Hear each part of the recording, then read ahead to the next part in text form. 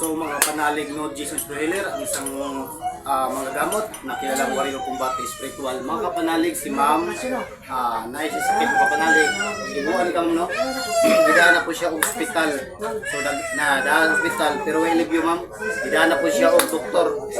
O doktor hospital wala ga po review mga kapanalig no. Gidaan siya og mga tambalan. Nagtambal niya, pila nagtambalan ma'am, way na. Tambal ya, hindi na sila o panambal, pero wala po kagalingan makapalig sige nga po siya subuhan. So dili ka panalig at ang tambalan si ma'am, ang latihan, so nigawas na gitong nag-angil sayang kinataw. Ito ma'am, sinigawas ma'am, burag unod, burag unod sa kwan, sa tungaunod, sa nigawas sayang kinataw, makapanalig. So akong tambalan makapanalig para sa kagalingan.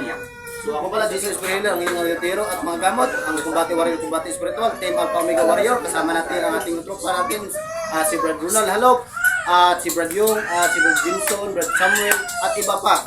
Yun mga kapanalig, kababangan ninyo. Sana marami pa tayong matulungan.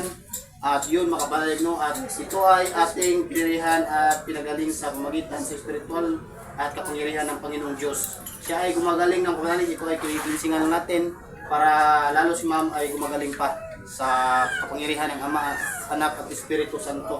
So ako pala ang naranasan sa spiritual sa panggamutan hanggang 18 years na. Happy na tamo 19 mga kapanalig no. At yun lang at maraming salamat. God bless everyone.